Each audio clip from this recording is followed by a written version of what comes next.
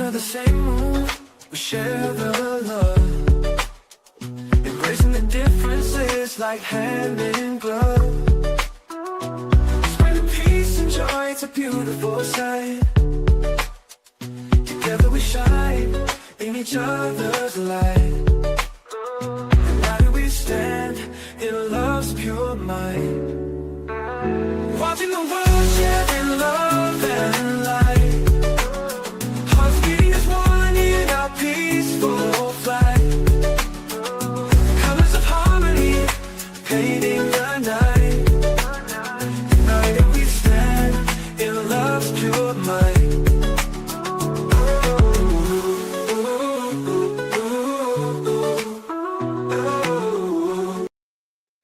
Well, ladies and gentlemen, thank you for tuning in to Watching the World. It's a beautiful moment to be here to talk to you about the latest hot topics, especially tonight. We have some things happening in the world that has people on edge. Did you see what happened in Washington, D.C. with the National Guard? What's happening in America, people? We're going to get to it. We already have Stella Soul in the building. Shout out to you. We have Bordeaux. We have wonderful people here to support the channel.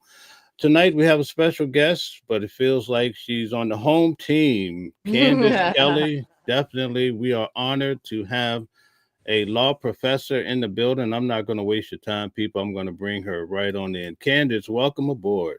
Hey, good to see you again, as always. Yeah, it's kind of old school now, so old hat. I like it. Yeah, definitely. I was about to say, welcome to the Soul Train, right? I don't know why that. Remember that show? I want to see that. I need to go back and watch a few episodes. I remember that show. I think they even had like a movie based on his life too. And what was his name? Don Cornelius. There you go. Yeah, Soul Train. We need a modern You're gonna be day. Don Cornelius, all right? Yeah. I'll be sure to wear my hat. Yes. So anyway, how are things going? You know what? Things are going really well. I mean, when we talk about a week of interesting news, this is the week. It's what I've been calling the case of drop charges, right? When we think about Comey and Letitia James and then Donald Trump now, we hear today that the charges were dropped in that election interference case. So this is the week of the drop charges. That's how I'm looking at it. Drop charges. What do you think? How do you think Letitia James is feeling right about now? You know what? I think that she is feeling good. But when I look at Letitia and all that she represents and the way that she speaks and the way that she seems like, you know what, I got this under control. I'm not sure she feels that much different because you know what? She always seems like she has things under control. She always seems like she knows exactly what's going to happen. And that is the truth in her perspective. And she will not be unstopped. And so I think that now she's probably feeling slightly, perhaps a little bit of a door opening because they are not talking about dropping the charges against her altogether in terms of bringing new charges. Statute of limitations has probably run for Comey unless there are a few things that could happen otherwise. But basically that door has closed in terms of the statute of limitations. For Letitia, on the other hand, do I think she's nervous? No, but again, that's not how she ever seems. But I do think that she's thinking about whether or not these charges will be brought again. And that's based upon prosecutorial discretion. Will it happen? Will it not? We have to see. We saw what happened before. Some prosecutors, one prosecutor before in their discretion said, I'm not going for it. And he got off the case. And then we had Lindsay Halligan come on. Her prosecutorial discretion, and I'm going to put that in quotes because there was a lot going on behind the scenes, but it was her name that was on that indictment. So for her, it was a yes. So I think still a lot is to yet to be seen, but I'm sure that Miss James is doing quite all right.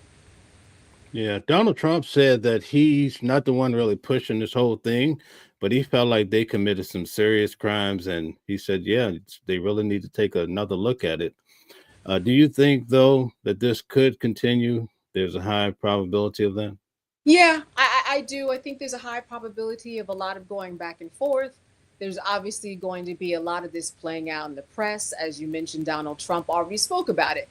Now, we know that when Donald Trump speaks about things, The real truth that we get when we see Donald Trump in his clearest is on Truth Social. So he might say one thing in the media, but in terms of him taking the mic, but when he posts that seems to be a little more discerning and a final answer for him, I don't think that you can say, based upon his posts and what he has said about Comey in the past, that he doesn't have a grudge against this man.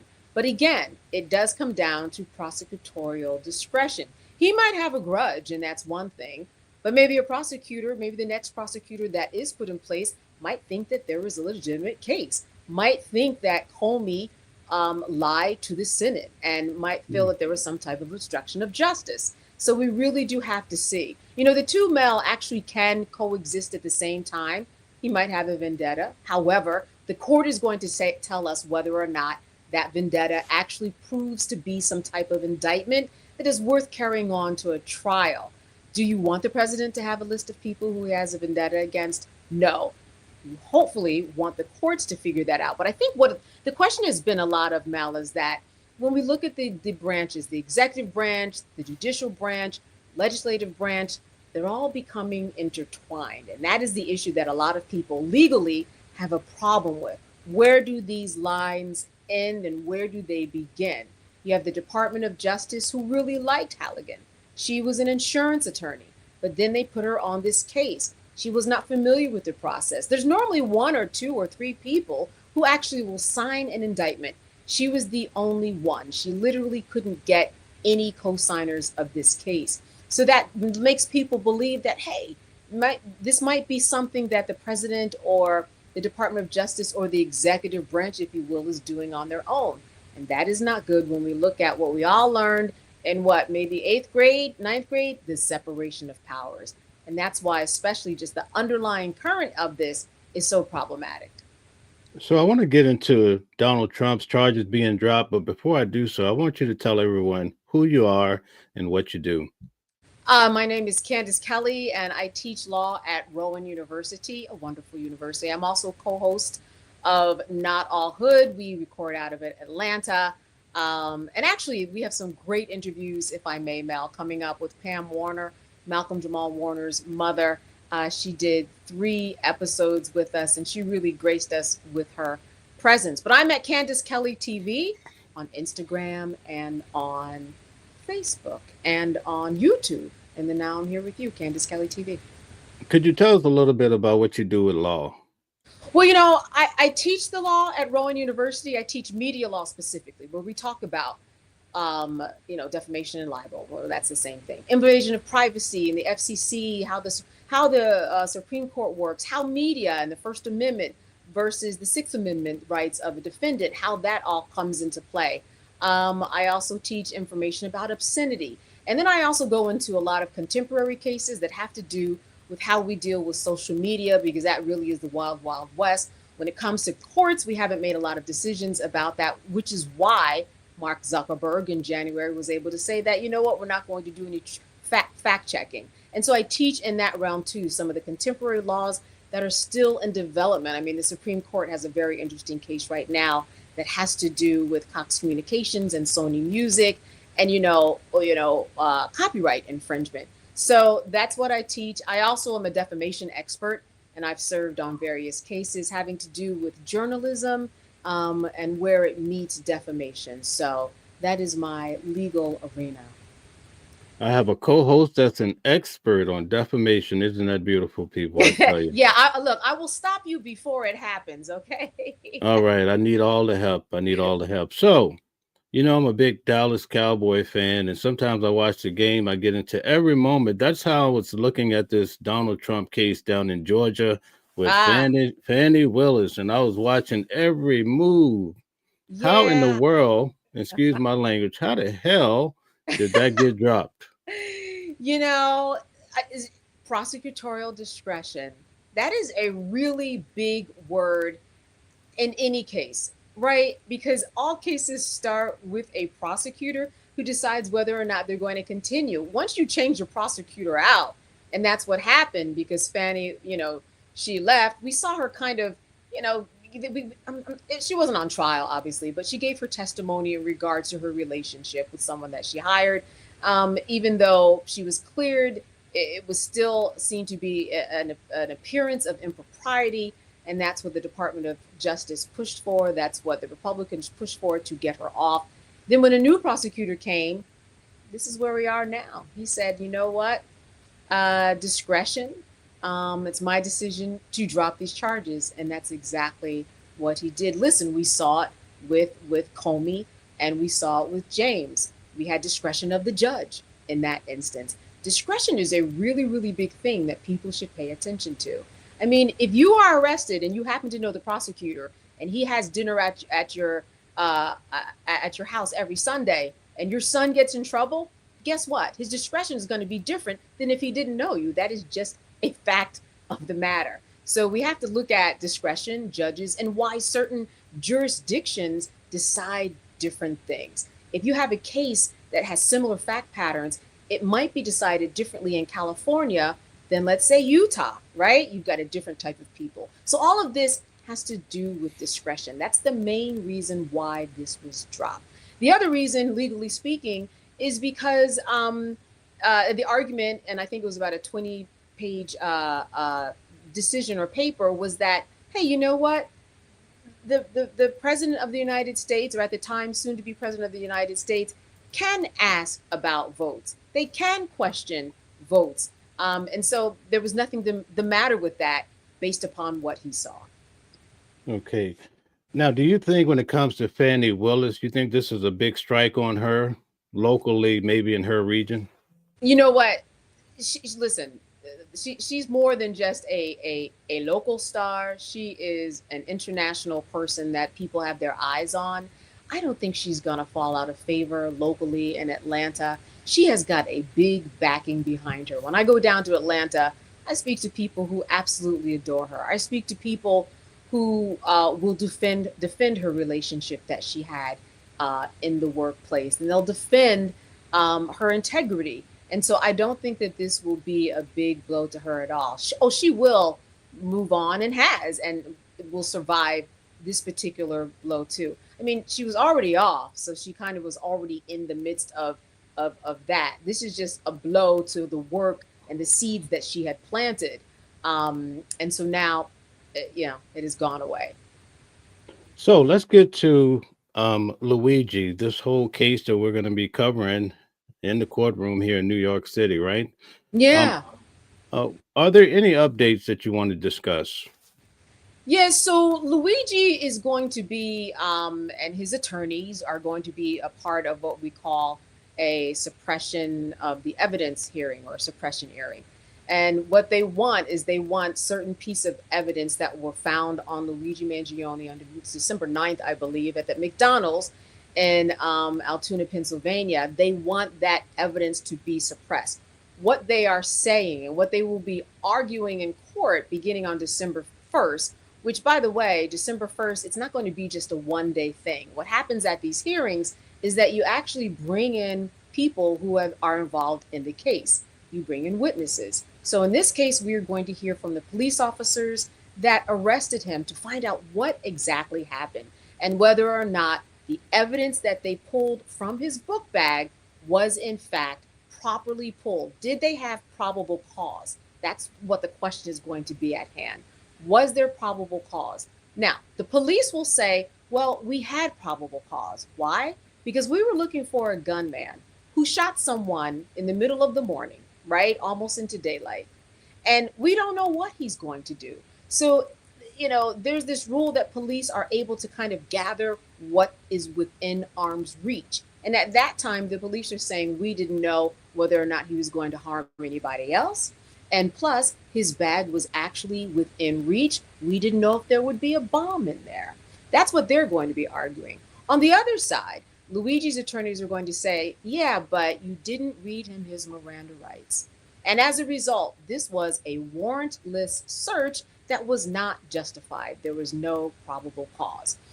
On the other side, the police will say, and this is what they are saying, and the attorneys are saying, well, the police did have probable cause because we asked Luigi Mangione his name. He gave us a false name.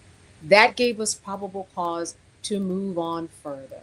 So you're going to hear these different arguments back and forth to determine whether or not this evidence, and listen, Mel, we know it was a lot, right? I mean, we have the gun that was found, we have writings that were found, we have fake IDs that were found. He is facing charges in 2 states and on the federal level. His attorneys are looking for all of this to go away.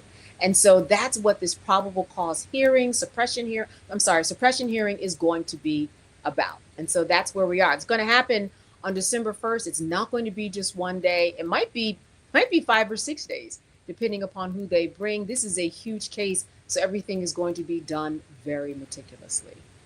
Well, I'll definitely be at the courtroom bringing back the news of what's happening. Let me ask you a question. In Diddy's case, they kept playing the video of him kicking Cassie so many times.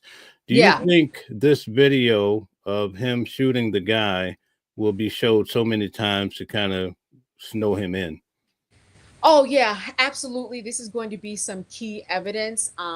The jurors will be able to make sense of it themselves and look at what happened. This cold-blooded killing, as the prosecution will say in his defense. They'll have their own way of kind of contextualizing it, and that's a very hard thing to do. But they are going to try to humanize him. They'll probably hone in on his illnesses in terms of the back, and what he was going through as a young person who just came back from backpacking through Thailand and other parts of the country.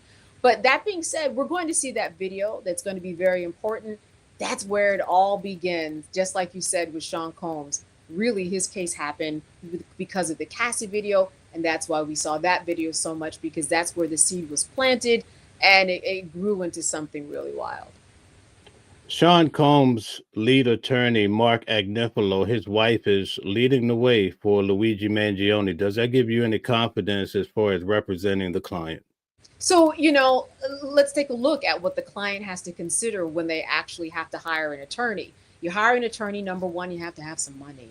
And so Luigi Mangione is in a position, not only does he come from a family that's wealthy, now I don't know if any money is coming from that, but just in terms of how you feel, in terms of where you are in the world, it's a good place to start in terms of the court system and how you believe, you fit in this world and the justice system, that you have money, because you need money in order to proceed. The second thing is that he's got a very huge slush fund, if you will, of money from people who have donated to him, somewhere in the amount of $1.4 million. So he was able to hire good counsel. And from what we know about her, and jump in if you think otherwise, that is a good counsel. Not only do you have the wife, but you have the husband, right? And so in tandem, they're working this case. Anybody who doesn't know about the Agnifilos, the team, go Google them. They have worked on a number of cases that have yielded really good results from their clients, and they're not cheap. And guess what? If they cost $10 an hour, that would be a problem too, right? You do get what you pay for. And if you are paying for the level of the Agnifilo duo, well, then you are going to get what you pay for, but you are going to pay. Let me ask you a question as a law expert. The fact that Luigi Mangione was sitting in a McDonald's and was caught that way, does that indicate he may have wanted to be caught? I've thought about that, and there's been a lot of theories about that. Why would somebody sit in McDonald's? I mean, his face was a little bit covered, but why would he even have all the evidence in his bag? Did he want to be regarded as this hero? Did he want to be the person that he actually is, right? Someone who puts on a sweater and it sells out in Nordstrom. Someone whose name is heard all over, and he's not the Antichrist. He's a hero in many, many arenas, especially in this world where insurance is on the top of mind of so many people, especially during the time of the government shutdown.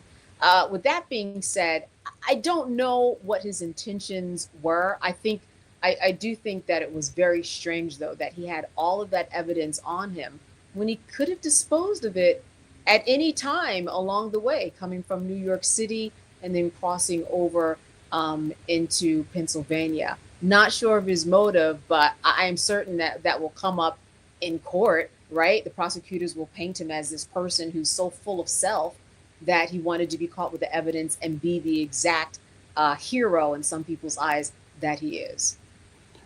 One of our regular viewers, Brian Cantrell, said that he basically received money from people who condoned what he did. What do you think about that? Well, he is innocent until proven guilty. Now, many people will say, yeah, but I saw the videotape. I saw him in the back of that cab. We saw those bushy eyebrows. It was him. There was a letter. He wrote it. It was, he was the one. He had the ID that matched the same ID as the person who went to the hostel that they said was him. You can say all of that, but again, innocent until proven guilty. And some people who might be out there, they feel so compelled because they've got health problems. They feel like they've been turned away for an MRI that could have saved their wives or child's life. So they are feeling mad, and when people are mad, they put their money behind it. It is a shame, right? If you are on the other side and say 100% he did it. I'm coming from the point of, what does the evidence say? And the evidence does not look good. But when we go to court, that is when it actually plays out. So I believe that, people are giving money because that's how they feel about the healthcare system. Luigi Mangione, he shot someone, he took their lives, he took away a father, a brother, right? An uncle. And with that in mind, we know that people are looking at him as not that just this shooter of this human being. They're looking at him as someone who took down the healthcare system.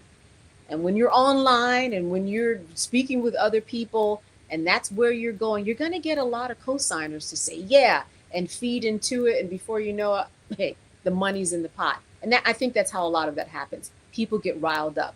This represents the healthcare system.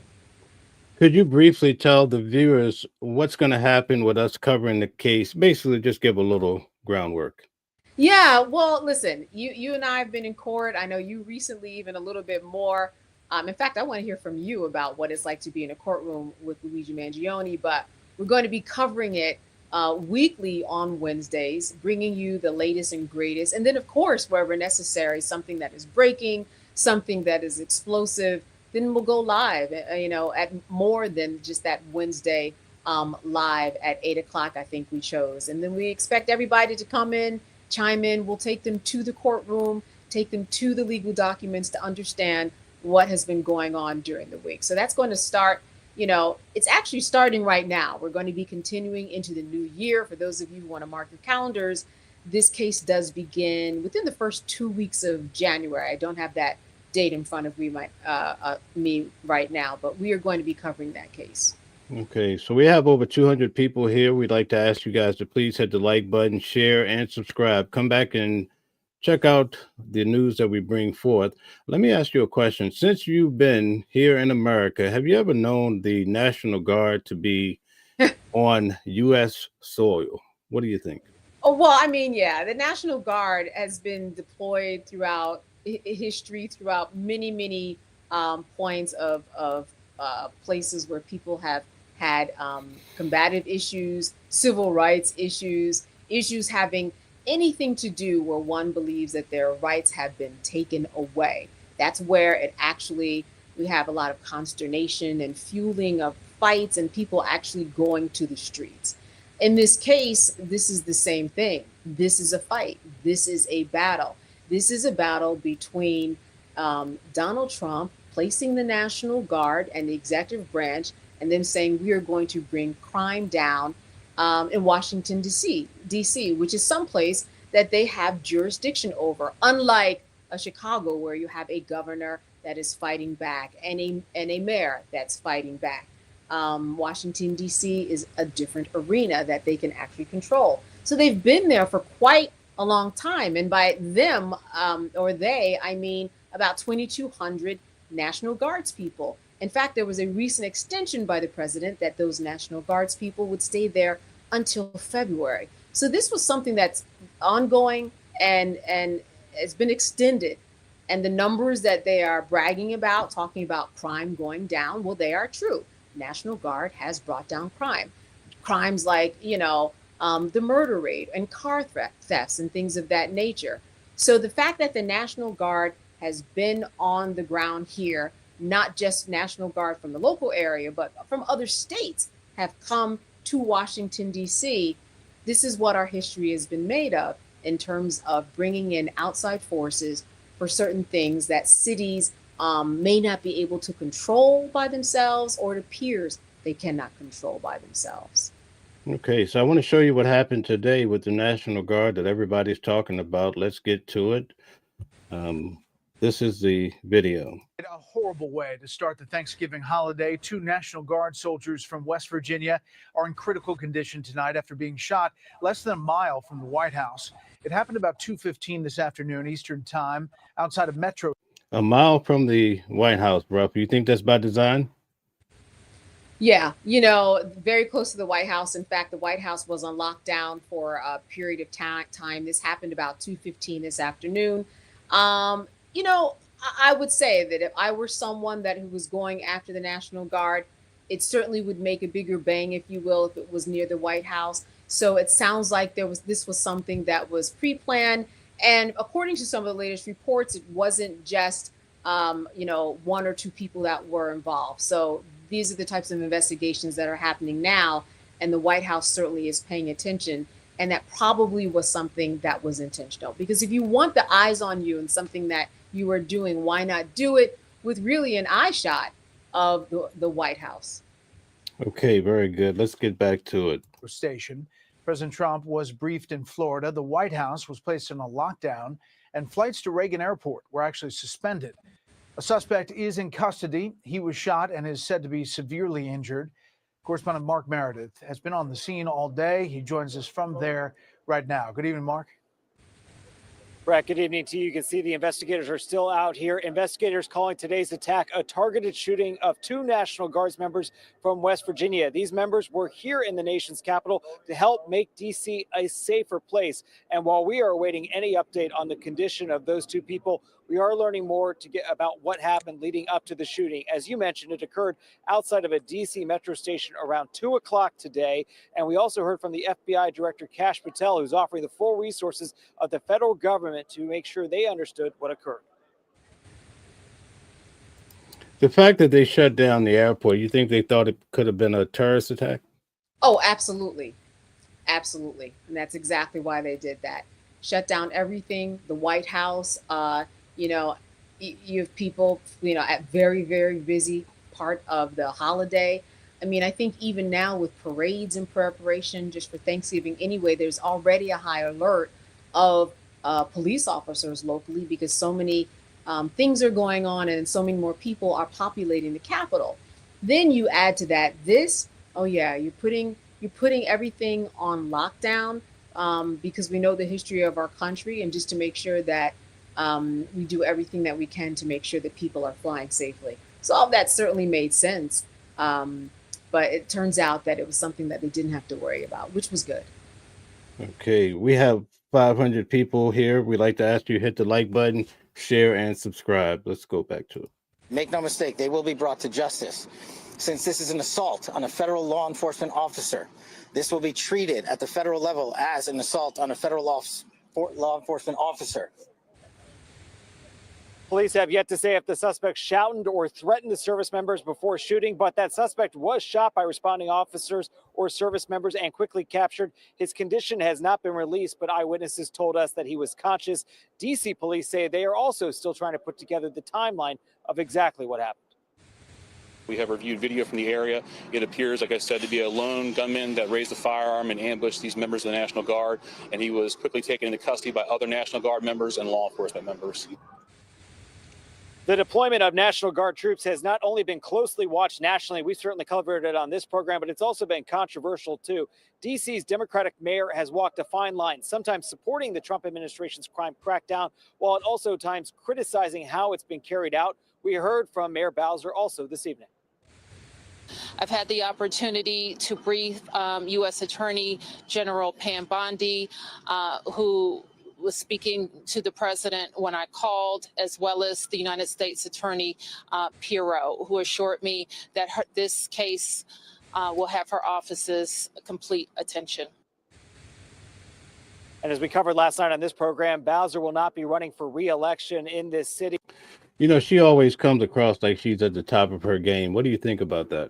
Yeah, she does. And I think that one of the things that's really important that was spoken about was the fact that everybody wants their city or town to be safe.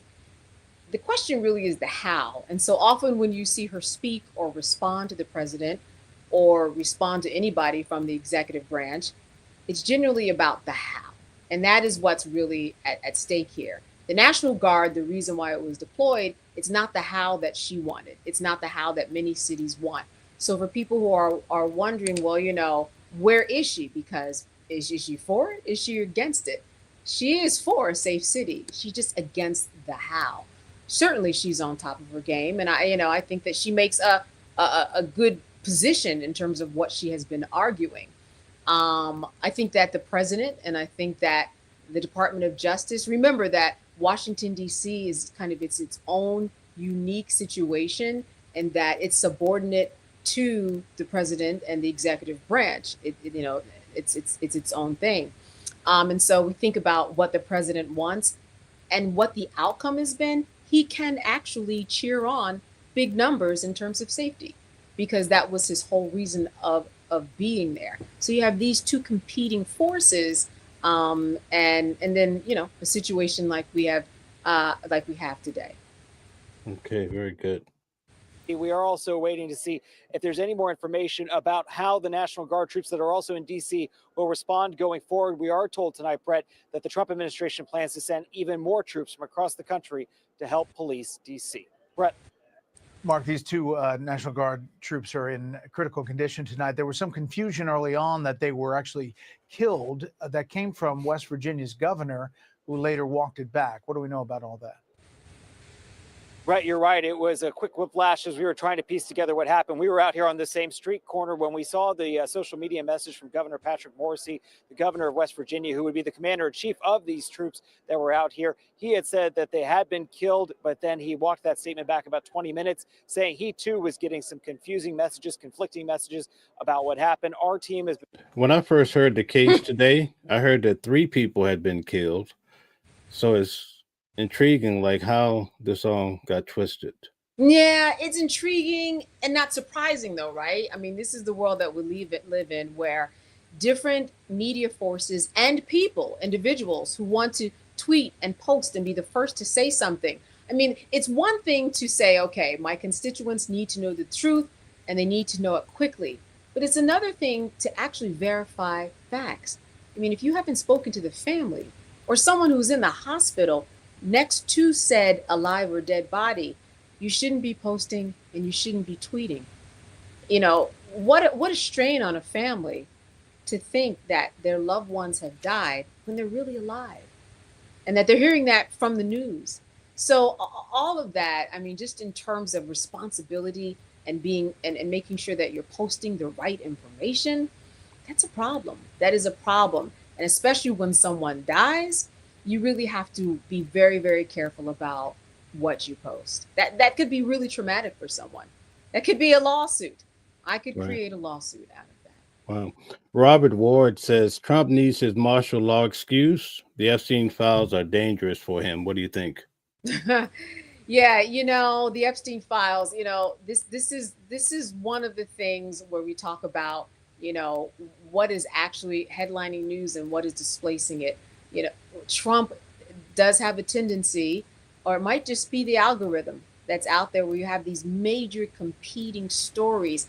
It's really hard to say these days. And I would love to know how you feel. It's hard to say who is saying, what story should be above the next and who is doing what. Often the algorithm will dictate that. Often people who might be for Trump or against Trump will dictate what people are talking about. So yeah, you've got martial law, you've got the Epstein Files. It depends upon what you're even on, whether or not that is something that you are thinking and talking about these days. I will say this, though. This week was also a big case for the Epstein Files. Marjorie Taylor Greene, who is not coming back, right? She's going into retirement. So we know that the Epstein Files are hot and heavy. And for someone like Trump, he probably is a little more at ease because a story that he thinks is a nothing burger, as he would put it, has gone away for the moment because of this particular story. But that's just for the moment. We know how these news cycles are, Mel. Right. What do you think as far as high-ranking officials, former presidents being involved? They even threw in Bill Clinton's name. What do you think about things like that? Yeah, well, you have to look at the context. We have to, when you look at these emails, to really figure out what's going on, it's going to take a long time contextually to figure out what all the dots are that need to be connected. Like there was something today, or I was looking at one of the emails and it mentioned something about Bubba. Well, they used to call President Clinton Bubba, right? Is that the Bubba that they were talking about? Well, we just don't know. We just don't know. Some of the emails are more clear than others. If there's a president mentioned, though, and if Jeffrey Epstein visited the White House, several times, which he did, I think at least a dozen times, well, we don't know what those talks were about. What was it about? We don't know. But we are connecting the dots. Remember, Jeffrey Epstein was a financier. He was someone who managed money. He worked at what? I think Bear Stearns for some time there, few years in the early 70s. This was someone who managed very rich people's money. And so with that in mind, you don't know why he's at the White House. It could be for something that has to do with money or management or something financially related. So you cannot really say unless you were there. Right. A lot of people feel like most of the things we're hearing about are distractions from Epstein files. Do you think that really happens? Oh, it does. I mean, you will often see messaging from any particular. Listen, Congress sometimes puts together messaging, right? The Democrats. Okay, we're going to go out and we're going to say this and we're going to stay on this. The executive branch, the president, and all of his people, and the press secretary will be on target and say some of the same things. Maybe sometimes it's deny, deny, deny, or say, XYZ. But there's normally a script so that the message will be fed to the public that this is what we want you to understand and believe. And it may not necessarily be to mislead. It's just, there's messaging that you want to happen, and you do have to manage the media because the media is out of control. In fact, what is the media, right? It used to be legacy media and the way that we understood it. So the messaging that comes out the White House and what people are saying, there's a definite intention in terms of what they are saying, and they want people to believe. That's on purpose, and it should be, or else your messaging is just out there. It has to be controlled. So there are always discussions about what to say in a certain period of time. They probably have talking points right now for tomorrow, and that makes sense because this was a huge news day, especially starting at 2:15 in Washington, D.C. When Bill Clinton was mentioning those emails right away, people in the comments would often say, especially people from Maga would say, well, Bubba was a saxophone, and that's what Donald Trump was blowing on. Right, exactly. Again, it could be any one of those things, all left up into interpretation. Of course, there was word, I can't remember from which outlet or source, but they said, listen, but Bubba wasn't the president. This was something different. But again, messaging. What is it really? Mel, we really don't know. We really don't know. We just don't know. Now, when it comes to defamation, though, does it get tricky when people are talking about someone such as a president of the United States? Yeah, it gets a little bit tricky. Why? Because when you are a public figure, it is harder to prove defamation. You have to prove what is called actual malice. Translation, or the definition of actual malice, is knowledge of falsity or reckless disregard for the truth. So as the president, let's say that I sued someone, I would have to prove that that other person knew that it was false or they recklessly disregarded the truth. So that's a lot of legwork. That's a lot of information, a lot of depositions where you're going to have to find out what was in the defendant's mind. Did they know the information was false and then they shared it anyway? As a public figure, that is the level that I have to meet. Private people, they have to prove not actual malice, they have to prove negligence, which is failure to exercise reasonable care. It's a lower threshold because when you're a president, you actually want people to vote for you, to put you out in the public. So you're kind of participating in this game of I kind of belong to the public in a way, right? Because your taxpayer dollars are paying for me. I don't belong to you fully, but there's an expectation that you should have of me as the leader of, the the free world. So that being said, there are different thresholds, whether you're a public person or a private person, that you have to meet to actually prove that someone has defamed you / libeled you. Now, we've seen that the president has sued media outlets and also the Department of Justice, not necessarily suing them, but there's an issue of, I guess, defamation. Is that normal to see such activity with the president of the United States? Not normal at all. In fact, most presidents, because they know of their public position, they do not take the time to or the money to actually hire an attorney to carry that out. They find themselves too busy, or they find themselves in a position where they say, that's going to happen. People, am I going to sue everyone? Right? Because everybody, there've probably been 100,000 people that have defamed every president in the United States, at least, right? Everybody has their opinion. They generally do not take them on. Donald Trump has won at least $90 million when you talk about Paramount, which owns CBS, and that's 60 Minutes. We're talking about ABC in terms of him suing because of an interview by George Stephanopoulos, where he said that he raped a woman as opposed to sexually assaulted a woman. And he's suing the Wall Street Journal now for at least $10 billion, I believe, because of something that they wrote. So his whole purpose is to he probably will sue PBS, by the way, too, because PBS did, in fact, take one piece of his speech and marry it to another piece of his speech that was said later on. And by marrying it, it distorted what he actually said. And so that is a problem.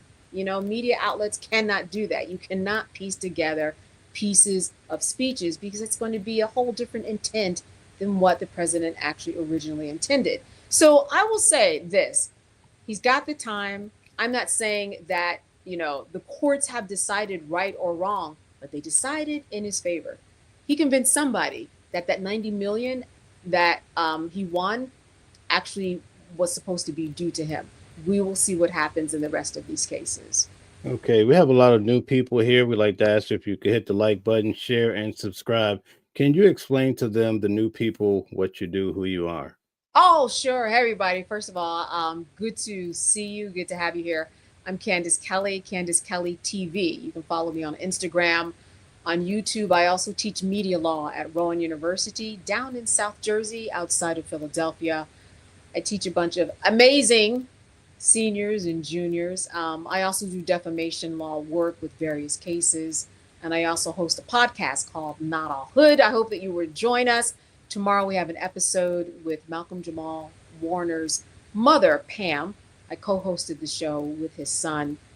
She gives a really revealing interview and a beautiful tribute to her son and insight into really who she is as a person, as a mother, and just as a woman. So good stuff there. I want to change gears just a little bit. Something that really troubles me, I don't know why, but lately I've seen a lot of instances where individuals such as Diddy and also Ghislaine Maxwell in prison, and people are videotaping them and the footage is getting out to the free world. Like, what's really going on? Yeah, that is a major problem. There is no reason why anybody who is in prison on their private journey should be shot like that. It would be, and here's how we know it's a problem. The video was shot in a way that is, not above board, right? It's not shot where they're gathering video about how prison life is. It's in a way where let me quietly get this guy's footage and then go ahead and give it to TMZ or give it to whoever. I think TMZ was, again, the party that showed video of Sean Combs working in the library. He originally had an assignment in the laundromat. Now he's in the library and, giving out books and giving recommendations. We saw him on the yard. I'm the warden. I'm the head of, that institution. I'm going to find out who is doing this. We don't need this. Not only don't we need it because these are private matters, unless otherwise, unless they give them the right. But I'm saying again, by the way it was shot, that wasn't supposed to happen. The other thing is that, you show a video of him What is that doing for his appeals process? What is that doing for the future cases? You want to make sure that everything is preserved and follows the process when it comes to the judicial system. And we generally don't get just random video of people doing their duties and assignments behind jail. We're only getting it because it's Sean Combs. And that's not to be for or against him, but that's to allow the judicial system to properly play out. And that will not happen if you're really tampering with the next jury pool by someone who might see Sean Combs and say, wow, he's doing a really good job. Or wow, he doesn't look healthy, or whatever it is. We do not need the potential pool of juries, of those in the jury being, tampered with in any way. And I think that's what's really important when we talk about these revealing videotapes. Why are they out there? They're not doing anybody any good. Yeah, somebody's probably getting paid big bucks to do this, Absolutely. Because everybody wanted to look. Remember, we were able to see him in court, and there were a lot of drawings of him and, some iterations of him that look kind of like him. But to see him is very, very different. To see exactly where the gray is and the afro and whether or not he's put on weight, it's very different. I mean, and let's think about, remember the drawings of Sean Combs? I mean, did they look like Sean Combs, Mel? No. No, not so much. So you really didn't get an idea about what he looked like. Let me ask you this question. Do you think the more the public see him in prison, it makes it harder for him to have a comeback? Remember his attorney said perhaps he'd even be at the Madison someday. Yeah. So here's my view about Sean Combs. Sean Combs can make a comeback. Do you remember those people who were in line at the Southern District of New York? He had many, not just people, but fans. Do you remember the verdict and people pouring baby oil on themselves and going crazy and, playing his song?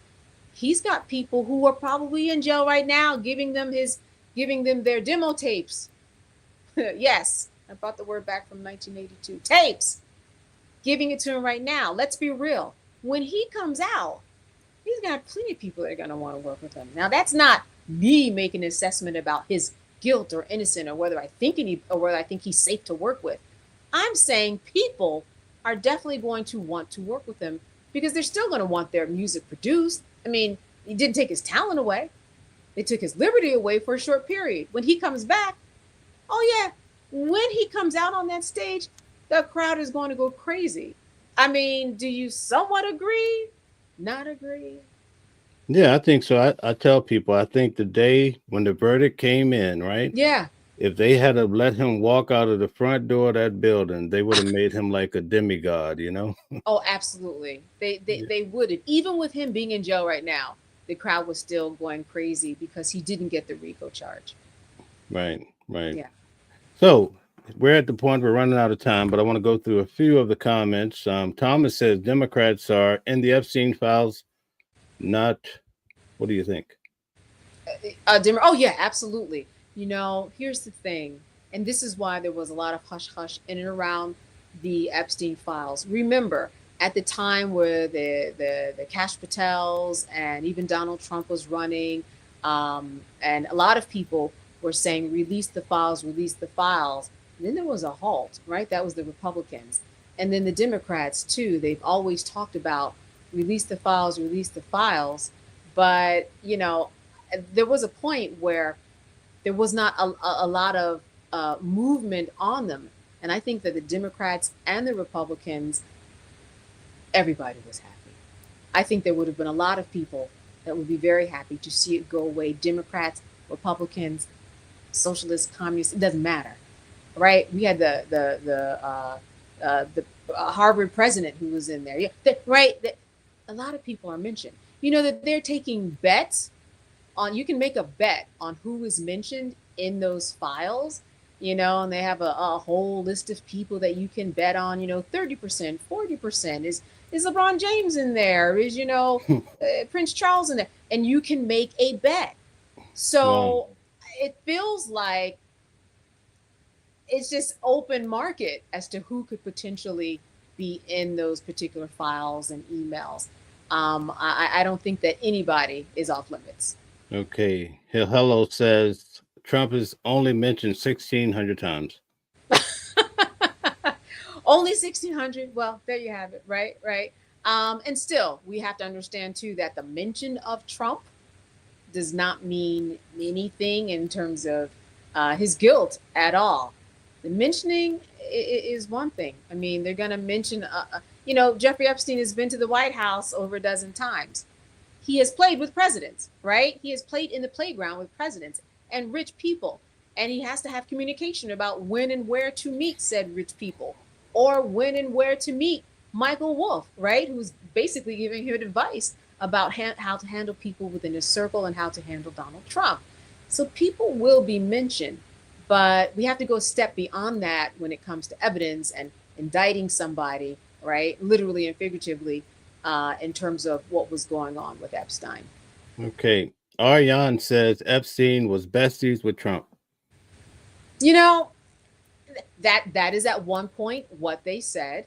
And then at the time that he wanted to disengage the president, he did. Maybe at one time they were besties. Right now, I think that is something that the president would refute. And I would also say, let's acknowledge that relationships changed. And I'll give him that. Right now, he's not besties with Epstein. I mean, the man isn't alive. But I don't think that he would have considered that before he died, and for good reason. And I think that's fair. If he was not best friends with him at the end of his life, I think that can coexist with maybe at one time they were very good friends. Okay. Nicholas says it's crazy what goes on when you climb the financial ladder and how many people are involved, both sides. And that is true. And that's why I mentioned the financial aspect of Epstein, because he had a very serious background on Wall Street. He had a very serious background of managing people's funds and working with billionaire families and meeting with a lot of important people. And he moved up the ladder in that way. So it certainly is interesting when you have money and when you can, move amongst people, you can move more freely. And I think what happens with a lot of people is when you do move more freely, you might let your guards down a little bit because you think, I'm untouchable. And for him, I know people do a lot of deep dives, but there's a lot that we do not hear about in the headlines that is worth a look into, especially when it comes to his finances. Absolutely. Okay. Mike James says if Trump was in the files, the Democrats would have released it fast as possible. Well, Trump's name is in the files, and I think that those files will be released. I just think that there was a start and stop with the files because of the fact that he was mentioned in it at all. He didn't want to be affiliated. But so far, there's not been really a super smoking gun where there's some indictable offense. Are there things that are kind of suspect and kind of iffy and kind of side-eye? Absolutely. But in terms of, okay, he was in the middle of some pedophile ring, there's not. Listen, at one point, you remember last week, he said, go ahead and release the files. Just release them, for goodness sakes. It's like he wanted to just can we get beyond this? And I think that was with 100% faith in this idea that he could say, you're not going to find anything in there with me, with some little kid.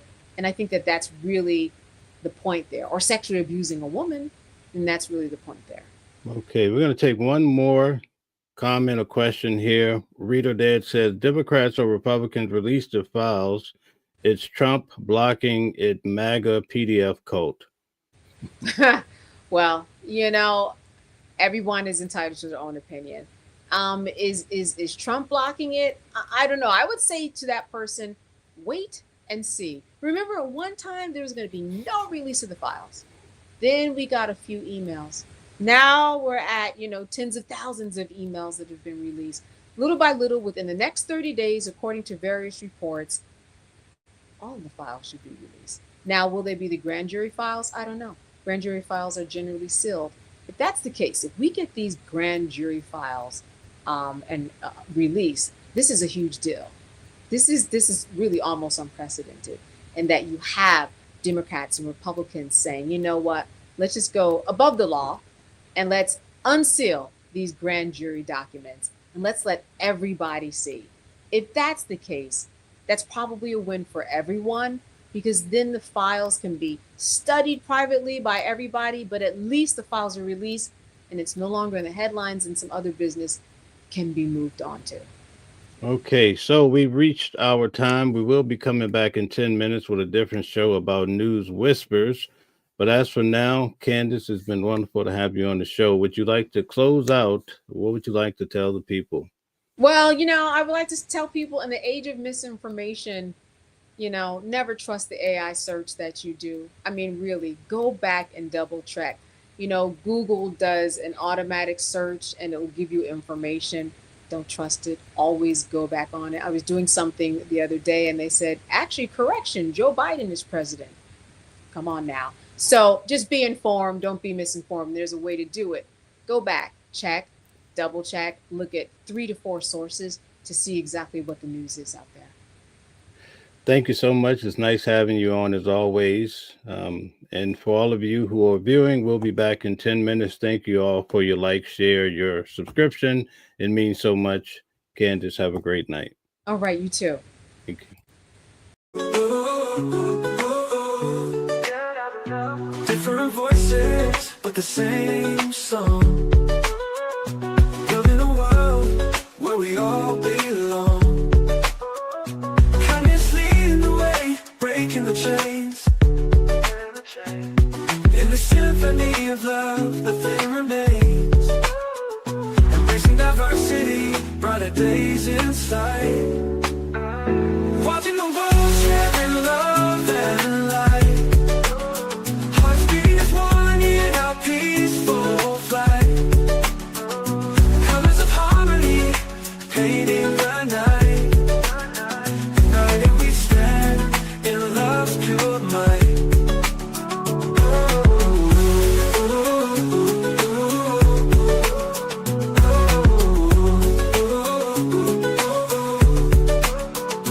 Watching the world sharing love and light. Hearts beating as one in our peaceful flight. The colors of harmony, painting the night.